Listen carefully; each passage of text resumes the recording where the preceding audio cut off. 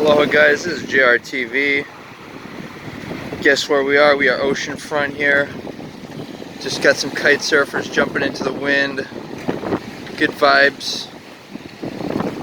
Want to give you guys a feel for the location and just make some honest expressions about my personal limitations and how I've sometimes mistreated people who were undeserving of unkindness. But let's just check out the nice luxury area we are in here.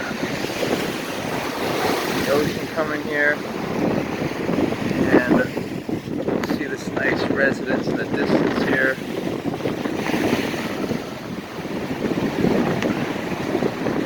But I'm about to let's take you guys up to the edge here.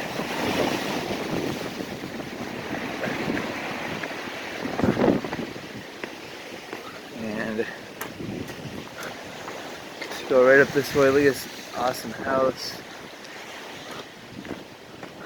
And yeah, I just wanted to express that I think when roles are not properly defined, problems ensue. Like, the concept of problems is often a result of, check out this cool house here. Cool house like up on the hill, you know.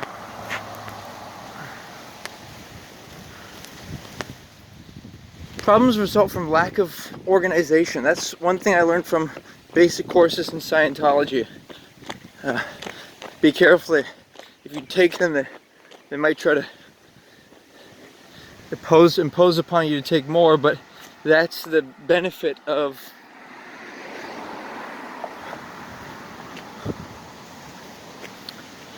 taking the courses they have, because they offer a lot of value for only $50 and for 3 days, of course.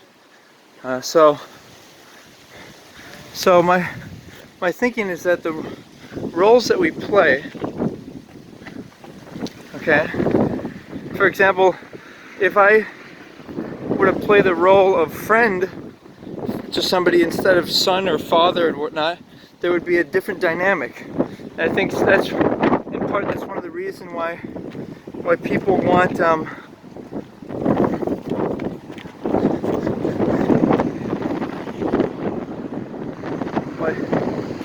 why people like the idea of, if you know, they feel a burden relief if they're no longer living with somebody, or you know, they're somehow, maybe a relative passes away and, you know, they might feel great suffering or whatever it may be, and the reason for that is because it's a connection.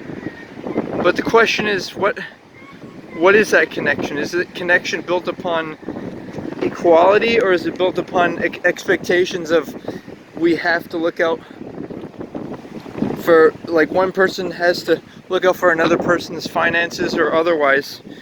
When roles aren't properly defined, like friendship, when people start to get into stuff like saying stuff like, oh, I'm your best friend, or we're like brothers and whatnot, it's insincere, and whether it's conscious or not, there are expectations associated with those different types of roles. And so in order to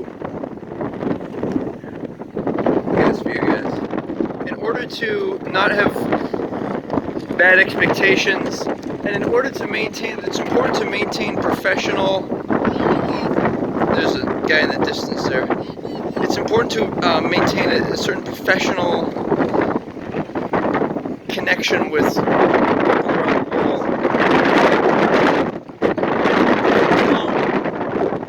You end up,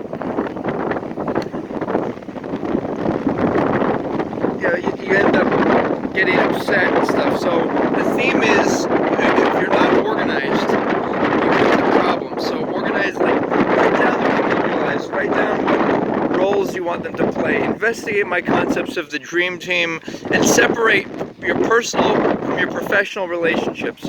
Don't expect people to like and agree with you. In fact, you want them to be different than you. Want them to be, they're sincere individuals. And set boundaries. If somebody does something that's personal, like if they say, oh, let's go to let's go hang out, or let's go to dinner, or let's go see a movie. There are a lot of things that I do that I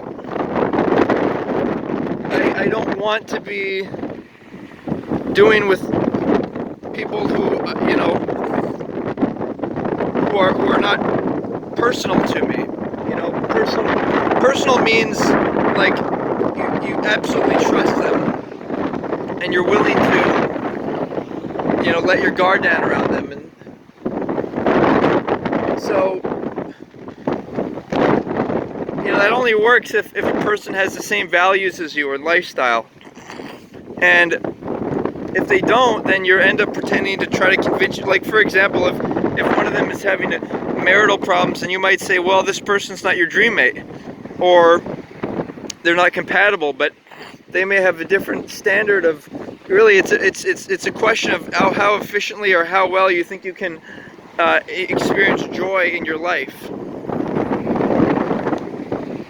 And so, being conscious of these things, we can identify that we have thousands of quote-unquote professional friends, I call them, people you're willing to work with. They don't expect to say, for example, believe in or pursue no intimacy except for marriage. You don't expect them to perhaps eat a certain diet or have certain work ethic. Just as long as you can do business with them and they're friendly and decent. And in that capacity, well, let's look at that beam of light, guys. Look at that. That's what we call a bright white beam of light.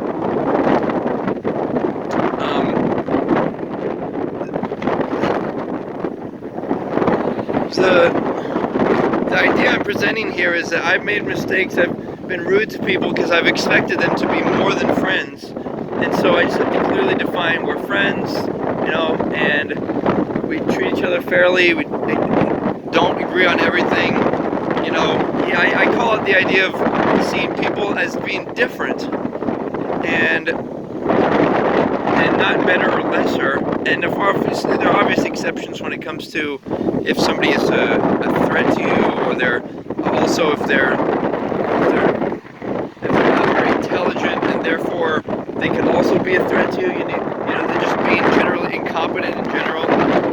But this is my thinking, and glad to express it. And I just want to shout out to Mr. Mark from Canada. He's been there for me whenever I need to talk, and that's I think a friendly thing to do. And aloha, guys. Take care.